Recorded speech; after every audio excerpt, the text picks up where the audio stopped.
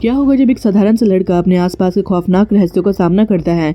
एक डरावनी शक्ति, एक वैम्पायर और अपनी जान बचाने के लिए संघर्ष करता हुआ लड़का, क्या वो खुद को बचा पाएगा या फिर उसकी पूरी दुनिया चूर चूर हो जाएगी। इस कहानी में आपको मिलेंगे उलझते हुए रिश्ते, डरावनी रातें और ऐसे ट्विस्ट जो आपको सोचने पर मजबूर कर देंगे कि क्या सच में कोई बच सकता है जब खतरनाक रहस्यों से सामना हो। नमस्कार दोस्तों, स्वागत है आपका सिनेमैटिक नोवा में। चलिए कहानी की शुरुआत करते हैं। फिल्म की शुरुआत एक सुनसान जंगल से होती है। एक आदमी जिसका नाम जॉय है अपनी जान बचाने के लिए भाग रहा होता है। उसके पीछे एक अजीब सा डरावना साया उसका पीछा कर रहा होता है, जो भागते भागते अचानक गिर जाता है और तभी वो साया उसके सामने आ जाता है। वो एक वैम्पायर है जो तुरंत जॉय का खून चूसना शुरू कर देता है, लेकिन तभी सूरज निकल आता है और धूप की वजह से वैम्पायर जल के राख में बदल जाता है। लेकिन जॉय के हाथ पर पड़ी धूप पड़ने से उसके जलने का असर दिखता है। इससे पता चलता है कि अब जॉय भी वैम्पायर बन चुका है। डर और घबराहट में वो पेड़ों की छांव में छिपते हुए आगे बढ़ने लगता है ताकि सूरज की रोशनी से वो बच सके। आगे जाकर उसे लकड़ियों का ढेर दिखाई देता है और वो वहाँ से एक कंबल उठाकर खुद को ढक लेता है और दौड़कर पास के एक शेड में चला जाता है। वहाँ पहुंचकर वो बहुत बीमार महसूस करता है और उल्टी कर देता है। आखिरकार वो पूरी तरह से एक वैम्पायर में बदल जाता है।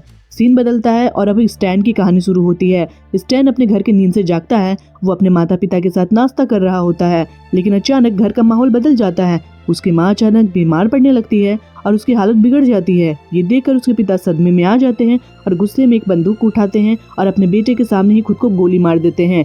लेकिन तभी स्टैन की आंखें खुल जाती है। उसे समझ आता है कि ये सब एक बुरा सपना था। असल में उसका घर पहले से ही मुश्किल हालातों से गुजर रहा है। स्टैन के माँ बाप अब इस दुनिया में नहीं है और अपने दादाजी एलिस के साथ वो रहता है। एलिस एक रिटायर्ड फौजी है और बेहद सख्त मिजाज के हैं। वो हर समय स्टैन पर चिल्लाते रहते हैं। एलिस को हमेशा उम्मीद होती है कि स्टैन उसे सर कह के बुलाए। अगर स्टैन उसकी बात को नजरअंदाज करने की कोशिश करता है तो एलिस उसे धमकाने लगता है। वो सख्त लहजे में कहता है, जब तक तुम इस घर में हो मेरी बात माननी होगी। इससे नाराज होकर स्टैन गुस्से में स्कूल के लिए निकल जाता है। तभी दिखाया जाता है कि जो सेट पहले से नजर आया था वो दरअसल एलिस के घर का ही हिस्सा है। स्टैन अपनी साइकिल पर स्कूल जा रहा होता है जब स्कूल के कुछ गुंडे लड़के अपनी गाड़ी को तेज चलाते हुए उसके पास से गुजरते हैं। उनका मकसद स्टैन को बैलेंस को बिगाड़ना होता है, लेकिन स्टैन खुद को संभाल लेता है। हालांकि उसकी कोशिश में वो पुलिस कार से टकरा जाता है। उस पुलिस कार में एक समझदार अधिकारी होती है जो हमेशा स्टैन को एक अच्छा लड़का मानती है और उसकी तरफदारी करती है। लेकिन वही डिप्टी जो हमेशा गुस्से में रहता है स्टैन को डांटने लगता है। डिप्टी उसे याद दिलाता है कि उसके 18वां जन्मदिन आने वाला है। वो सख्त लहजे में कहता है कि इसका मतलब ये है कि अब तुम्हारी गलतियां माफ नहीं होंगी। अगर तुमने कुछ भी गलत किया तो सीधे जेल जाओगे। स्कूल में स्टैन का सबसे अच्छा दोस्त डॉमर भी दिखाया जाता है। वो सुनता है कि गुंडे लड़के स्टैन के बारे में बहुत ही भला बुरा कह रहे हैं। ये सुनकर डॉमर को गुस्सा आ जाता है और वो स्टैन की मदद करने की ठान लेता है। डॉमर गुस्से में उन गुंडों की बेइज्जती कर देता है, जिससे मार्बल, पीट और एजी भड़क जाते हैं। थोड़ी देर तक सभी आपस में धक्का मुक्की करने लगते हैं। तभी रॉक्सी और स्टैन डॉमर की मदद करने के लिए वहाँ पहुँच जाते हैं। स्टैन लड़ाई शुरू करने ही वाला होता है, तभी एक टीचर वहाँ आ जाता है और सबको रोक देता है। टीचर सख्त आवाज में उन्हें डांटते हुए उनकी क्लास में जाने के लिए कहता है। क्लास खत्म होने के बाद डॉमर गुस्से में स्टैन से कहता है कि वो इन सबसे तंग आ चुका है। वो कहता है कि मैं एक दिन उन गुंडों को खत्म कर दूंगा। इसी दौरान डॉमर रॉक्सी के बारे में भी बोलता है, जो पहले ही उनकी दोस्त थी लेकिन अब लोकप्रिय बच्चों के साथ समय बिताना पसंद करती है। इसके बावजूद स्टैन उसे भूल नहीं पाता और उसके बारे में सोचता रहता है। बाद में स्टैन घर पर चुपचाप बैठकर अपने माँ बाप की तस्वीर देख रहा होता है। तभी एलिस उसे जोर से चिल्लाकर घास काटने के लिए बुलाता है। जब स्टैन बाहर जाता है तो देखता है कि उसका कुत्ता सैड की तरफ देखकर भौंक रहा है। स्टैन कुत्ते की चेतावनी को नजरअंदाज कर देता है और सैड के अंदर चला जाता है। वो घास काटने की मशीन ढूंढते ढूंढते सैड में रखी एक मेज पर कुछ अजीब से दांत देखता है। अचानक एक वैम्पायर बाहर आता है और स्टैन पर हमला करने की कोशिश करता है। डर के मारे स्टैन गलती से खिड़की खोल देता है, जिससे जलती हुई धूप वैम्पायर पर पड़ती है और वो पीछे हट जाता है। स्टैन तुरंत सेट से बाहर आ जाता है। स्टैन सोचता है कि शायद कोई पागल इंसान सेट में छुप गया है। गुस्से में वो चिल्लाकर उसे बाहर आने के लिए कहता है, लेकिन जब कोई जवाब नहीं मिलता तो वो अपने कुत्ते को सेट के अंदर भेज देता है। थोड़ी देर बाद अंदर कुत्ते की चीखने की आवाज आती है और फिर उसका सिर सेट से बाहर फेंक दिया जाता है। ये सब देख के स्टैन इतना डर जाता है कि वो सीधा घर के अंदर भागता है एक हथियार लेने के लिए। तभी एलिस वहाँ आ जाता है और उसे डांटने लगता है। स्टैन उसे कुत्ते और उस पागल इंसान के बारे में बताने की कोशिश करता है, लेकिन एलिस उसकी बातों पे यकीन नहीं करता। वो खुद जाके देखने का फैसला करता है। स्टैन उसे समझाने की कोशिश करता है कि हमें पुलिस को बुलाना चाहिए, लेकिन एलिस उसकी बात सुनने से इनकार कर देता है। जब एलिस बाहर जाकर अपने कुत्ते को मरा हुआ देखता है तो उसका दिल टूट जाता है। गुस्से में वो अपनी लाठी स्टैन को देता है और खुद एक लकड़ी का डंडा लेकर सैड में चला जाता है। कुछ देर बाद सैड के अंदर से बस सन्नाटा रहता है। फिर एलिस की आवाज आती है कि यहाँ कुछ नहीं है, सिर्फ कुत्ते की लाश है। लेकिन तभी अचानक डरावनी चीखें गूंज उठती है। वही अजीब और भयानक आवाजें दोबारा सुनाई देती है। इसके बाद आवाजें अचानक बंद हो जाती है। कुछ ही पलों में एलिस गंभीर चोटों के साथ सेट के दरवाजे से बाहर गिरता है। स्टैन घबराकर अपने दादाजी की मदद करने की कोशिश करता है, लेकिन तभी वैम्पायर एलिस को खींचकर वापस सेट में अंदर ले जाता है। दरवाजा तेजी से बंद हो जाता है और एलिस को वहीं खत्म कर दिया जाता है। स्टैन इस घटना के बाद बुरी तरह से डर जाता है। वो तुरंत सेट के दरवाजे को एक डॉक चेन से लॉक कर देता है ताकि वैम्पायर बाहर ना आ सके। लेकिन एलिस का खून दरवाजे के नीचे से बहकर बाहर आने लगता है। खौफ और सदमे में स्टैन भागकर घर के अंदर जाता है और एलिस की रखी हुई बियर की बोतल उठाकर पीने लगता है। ये उसकी जिंदगी में पहली बार है जब उसने शराब पी हो। वो पुलिस को फोन करने की सोचता है, लेकिन उसे याद आता है कि वो पहले से ही प्रमोशन में है। उसे डर लगता है कि कहीं ये सब कुछ उस पर ना आ जाए। घबराकर वो फोन रख देता है और तय करता है कि पहले सेट को अच्छे से सील करेगा ताकि वैम्पायर वहाँ से बाहर ना निकल सके और किसी और को नुकसान ना पहुँचा पाए। उसी रात अचानक स्टैन के बेडरूम का दरवाजा कोई खोलने की कोशिश करता है। उसे लगता है कि शायद एलिस है, लेकिन जब वो दरवाजा खोलता है तो कॉरिडोर में कोई नहीं होता। घर की बिजली भी चली जाती है और चारों ओर अंधेरा छा जाता है। तभी उसे एक अजीब सी गुनगुनाहट सुनाई देती है जो एलिस की आवाज जैसी लगती है। स्टैन डरते डरते एलिस के कमरे में जाकर चेक करता है, लेकिन वहाँ कुछ भी नहीं होता। अचानक पीछे से जोर से उसका नाम को चिल्लाता है। वो तेजी से पीछे पलट कर देखता है, लेकिन वहाँ कोई नहीं होता। अभी आवाजें नीचे से आने लगती है। डरा हुआ स्टैन सेट तक जाने की हिम्मत जुटाता है। सेट के अंदर से एक अजीब से चमकती हुई रोशनी बाहर आ रही होती है। जैसे जैसे वो सेट के पास पहुंचता है, आवाजें और गहरी और डरावनी होती जाती है। उसकी सांसें तेज हो जाती है और वो सोचता है कि अब क्या उसकी जिंदगी खत्म होने वाली है। स्टैन को अचानक एलिस की आवाज सुनाई देती है, स्टैन तू चाहता था ना मैं मर जाऊं। इस आवाज से स्टैन एकदम डर जाता है, लेकिन तभी उसकी आंखें खुलती है और वो अपने कमरे में होता है। उसे एहसास होता है कि ये सब सिर्फ उसका सपना था। अगले सुबह स्कूल में रॉक्सी स्टैन से बात करने की कोशिश करती है, लेकिन तभी मार्बल वहाँ आकर रॉक्सी से अपना होमवर्क करवाने में मदद मांगता है। रॉक्सी जानती है कि स्टैन को रॉक्सी का मार्बल के साथ रहना बिल्कुल भी पसंद नहीं है, क्योंकि मार्बल का स्वभाव काफी टॉक्सिक है। हालांकि रॉक्सी सिर्फ इसलिए मार्बल के साथ है ताकि वो अपने स्कूल का आखिरी साल बिना किसी परेशानी और बुली के साथ निकाल सके। स्टैन को लगता है कि ये परेशानियां सिर्फ हाई स्कूल तक सीमित नहीं रहती, बल्कि पूरी जिंदगी तक उनका पीछा करते हैं। वो अंदर ही अंदर परेशान है और एलिस के साथ जो भी कुछ हुआ उसके बारे में किसी को बताने का मन बना रहा है। स्टैन अपनी बात को पूरी ही करने वाला होता है कि तभी डॉमर बीच पर आ जाता है। डॉमर की बातों से स्टैन और भी ज्यादा चिढ़ जाता है और गुस्से में वहाँ से अकेले निकल जाता है। स्कूल से निकलते वक्त स्टैन देखता है कि गैंग फिर से डैमर का मजाक उड़ा रहा होता है। इस पर डैमर गुस्से में 2 उंगलियां दिखा देता है, जिससे वे और भी ज्यादा भड़क जाते हैं और उसको पीछा करने लगते हैं। घर पर स्टैन को सेट का दरवाजा हिलता हुआ नजर आता है। ये देखकर वो डर जाता है, लेकिन हिम्मत जुटाकर एक बैट उठाता है और धीरे धीरे सेट की ओर बढ़ने लगता है। उसका दिल तेजी से धड़क रहा होता है और उसे समझ नहीं आता कि सेट के अंदर क्या हो सकता है। अचानक वैम्पायर सेट का दरवाजा तोड़कर बाहर निकलता है और स्टैन का गला पकड़ लेता है। वैम्पायर का डरावना चेहरा स्टैन के बेहद करीब होता है। स्टैन की सांसें जैसे रुक जाती है, लेकिन तभी सूरज की रोशनी वैम्पायर के हाथों में पड़ती है, जिससे उसके हाथ जलने लगते हैं। दर्द के कारण वैम्पायर स्टैन को छोड़ देता है और पीछे हट जाता है। स्टैन इस मौके का फायदा उठाकर खुद को छुड़ाने में कामयाब होता है। वैम्पायर कुछ ही पलों में वहाँ गायब हो जाता है। इसी दौरान डॉमर वहाँ आ जाता है। वो खून से लथपथ और गुस्से में स्टैन पर चिल्लाता है, तूने मुझे अकेले क्यों छोड़ दिया। स्टैन उसे शांत करने की कोशिश करता है और बताता है कि एलिस और उसका कुत्ता मर चुके हैं और सेट के अंदर एक खतरनाक मॉन्स्टर छिपा हुआ है। डॉमर स्टैन की बातों पर यकीन नहीं करता और कहता है कि वो खुद जाकर देखेगा। स्टैन उसे रोकने की कोशिश करता है और कहता है कि पहले दरवाजे के छेद को बंद करना जरूरी है ताकि वैम्पायर फिर से बाहर ना आ सके। लेकिन डैमर अपना नाम सुनने लगता है और आवाज की ओर खींचे चला जाता है। जैसे वो करीब पहुंचता है, वैम्पायर दरवाजे के छेद में दिखाई देता है। स्टैन तुरंत दौड़ता है और डैमर से दरवाजे का छेद बंद करने में मदद करने के लिए कहता है। दोनों मिलकर तेजी से उस छेद को कील लगा के बंद कर देते हैं।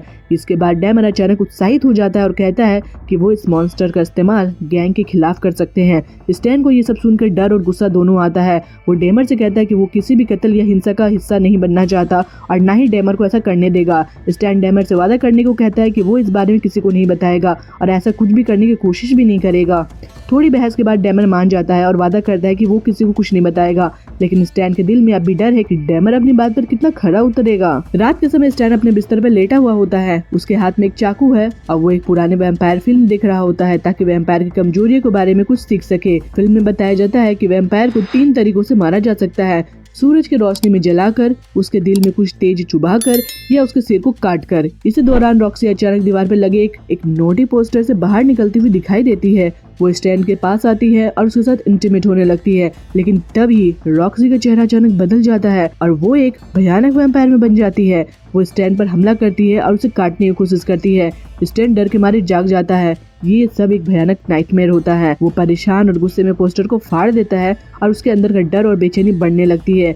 अगले दिन स्टैन सेट के ऊपर चढ़ता है। उसके हाथ में एक ड्रिलिंग मशीन है और वो सेट की छत पर छेद करना शुरू कर देता है। उसका प्लान है कि सूरज की रोशनी को सेट के अंदर लाकर वैम्पायर को मार डालो, लेकिन ड्रिलिंग करने के बाद भी सेट के कोने में अब भी काफी छाया रहती है जहां वैम्पायर आराम से छिपा हुआ होता है। उसी समय शेरिफ डॉर्नी स्टैन से मिलने आती है। वो एलिस के बारे में पूछताछ करती है कि एलिस घर पर नहीं है, लेकिन डॉर्नी को शक होता है क्योंकि एलिस की कार घर के बाहर खड़ी होती है। स्टैन जल्दी से बहाना बनाता है कि कहता है कि उसे नहीं पता एलिस कहाँ गया। वो ये भी कहता है कि एलिस अक्सर शराब पीकर बाहर चला जाता था, शायद इसलिए वो नहीं लौटा। डॉर्नी कुछ देर तक स्टैन को देखती है, जैसे उसे यकीन नहीं हो रहा हो। शेरिफ डॉर्नी स्टैन को बताती है कि ऊपर की ओर रहने वाले एक परिवार के सभी खरगोश मारे गए हैं।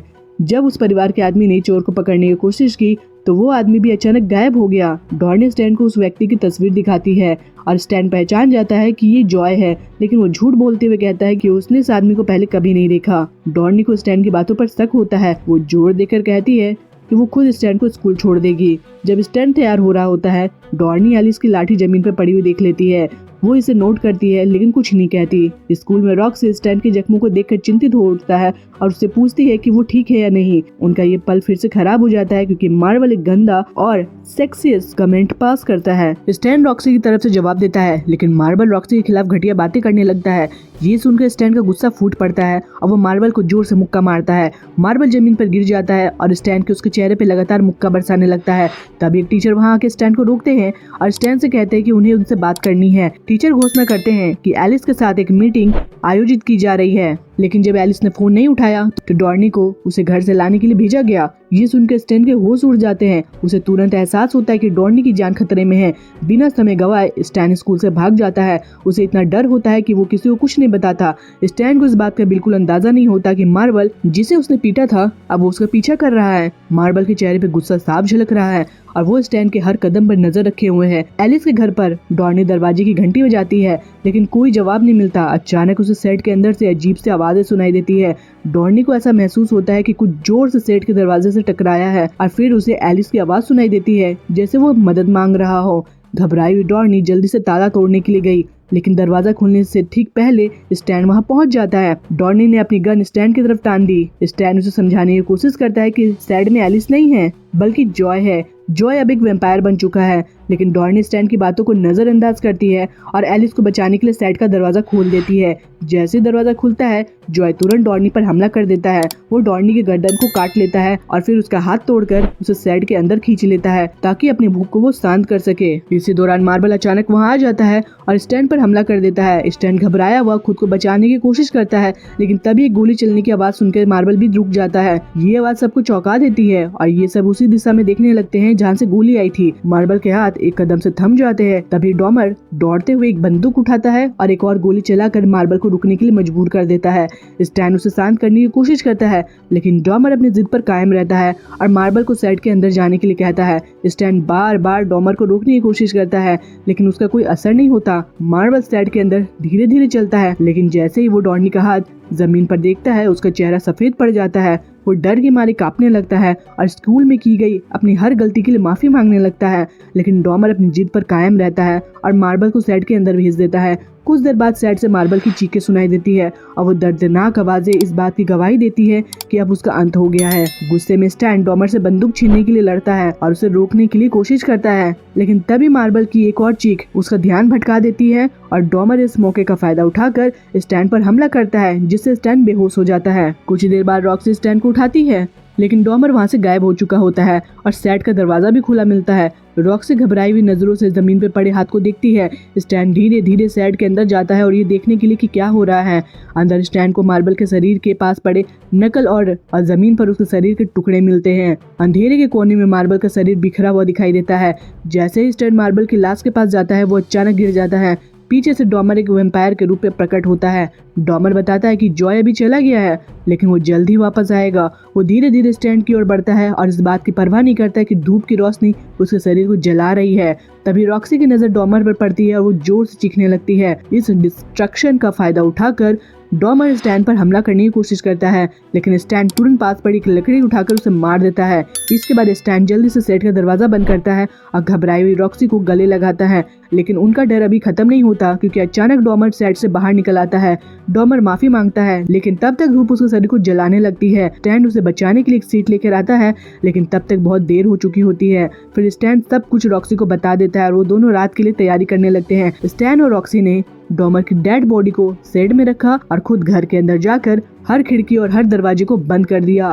फायरप्लेस में आग जलाकर उन्होंने कुछ लकड़ियों को इकट्ठा किया और घर में जितनी भी छुरियां या चाकू मिल सकती थी सबको इकट्ठा कर लिया। स्टैन अपने आप को इन सब के लिए जिम्मेदार मानता है, लेकिन रॉक्सी उसे दिलासा देती है। जैसे ही रात होती है पता चलता है कि जॉय जंगल की मिट्टी के नीचे छिपा हुआ था, अब वो वापस आ रहा है। उसी वक्त घर के दरवाजे पर पीट और एज दस्तक देते हैं और गुस्से से मार्बल के बारे में पूछते हैं।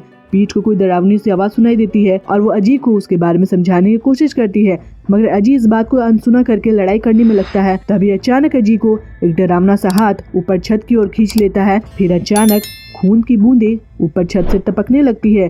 पीट ये सब देखकर बहुत डर जाती है और स्टैन और रॉक्सी से घर के अंदर जाने के लिए गुजारिश करने लगती है। जैसे स्टैन और रॉक्सी पीट को अंदर आने देने के लिए निर्णय लेते हैं, तभी जॉय पावर बॉक्स को तोड़ देता है। घर में अचानक अंधेरा छा जाता है। स्टैन को लगता है कि अब वो सुरक्षित है क्योंकि उन्होंने सभी दरवाजे और खिड़कियां सील कर दी है, लेकिन तभी उसे याद आता है कि उसने छत वाली खिड़की को लॉक ही नहीं किया था।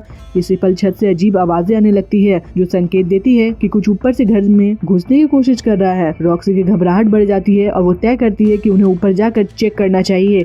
इस दौरान वो दोनों अलग अलग कमरों में जाकर स्थिति की जांच करने का निर्णय लेते हैं। स्टैन को किसी कमरे में कुछ नहीं मिलता, लेकिन वो अपने दादाजी एलिस की बंदूक पाता है। दूसरी तरफ रॉक्सी बहुत घबराते हुए स्टैन के बेड के नीचे चेक करती है, लेकिन वहाँ भी कुछ नहीं मिलता। इस अंधेरे के खामोशी के बीच स्टैन और रॉक्सी को महसूस होता है कि कुछ न कुछ गड़बड़ है और अब उनके पास बहुत ही कम समय बचा है। उनके डर और चिंता के बीच वे ये समझने की कोशिश करते हैं कि इस खतरे से निपटने के लिए उन्हें क्या कदम उठाने होंगे। इस बीच पीट एक खुली हुई खिड़की देखता है और उसे बंद करने के लिए आगे बढ़ता है, बिना ये देखे कि फर्श पर टूटे हुए कांच है। जैसे ही वो खिड़की तक पहुंचता है, एक वैम्पायर उस पर हमला कर देता है। उसी वक्त रॉक्सी पर हमला होता है और उसे उठा के टेबल के पास ले जाया जाता है। रॉक्सी की चीख सुनकर स्टैन उसे बचाने के लिए दौड़ता है, लेकिन उसका रास्ता इजी और पीट रोक लेते हैं। डर के मारे स्टैन एक कमरे में भाग कर जाता है और एक कुर्सी से दरवाजे को लॉक कर देता है ताकि वो गोली ढूंढ सके। इस बीच पीट दरवाजे को तोड़ने के लिए एक्स का इस्तेमाल करता है। जैसे स्टैन गन लोड कर लेता है, वो गन को पीट के मुंह में डालकर गोली चला देता है, जिससे दोनों वैम्पायर खत्म हो जाते हैं। तभी रॉक्सी पर हमला करने की कोशिश होती है, लेकिन स्टैन समय पे वहां पहुंच जाता है और उसे रोक देता है। स्टैन गोली चलाता है, जिससे पहली गोली वैम्पायर जॉय के हाथ पे लगती है। जॉय बेहद तेज होता है और जल्दी से गन छीन लेता है, जिससे स्टैन को दूसरी गोली चलाने का मौका नहीं मिलता। जॉय का इरादा अब रॉक्सी पर हमला करने का होता है, लेकिन उसी वक्त स्टैन चिल्लाता है और छुरी फेंकता है। छुरी जॉय को नहीं लगती, लेकिन गलती से रॉक्सी के कंधे पर लग जाती है। जॉय फिर से स्टैन का गला घोटने की कोशिश करता है, लेकिन इस बार रॉक्सी को एक्स मिल जाती है और वो एक ही वार में जॉय को सिर काट देती है और सब कुछ खत्म हो चुका होता है। स्टैन और रॉक्सी सभी लाशों को शेड में डालते हैं और आग लगा देते हैं। सुबह जब वे कार के अंदर जागते हैं तो उन्हें एहसास होता है कि उनकी ट्रंक को लॉक नहीं किया है। ट्रंक में कुछ हिलता हुआ दिखाई देता है जो अब खुलने वाला होता है। यहीं पर फिल्म खत्म हो जाती है। दोस्तों, अगर आपको ये कहानी पसंद आई हो तो चैनल को सब्सक्राइब करें। कमेंट में जरूर बताएं कि आपको कौन सा हिस्सा सबसे अच्छा लगा। वीडियो को दोस्तों के साथ शेयर करना ना भूलें और अगली वीडियो के लिए नीचे क्लिक करें। तब तक के लिए आप खुश रहिए और मुस्कुराते रहिए।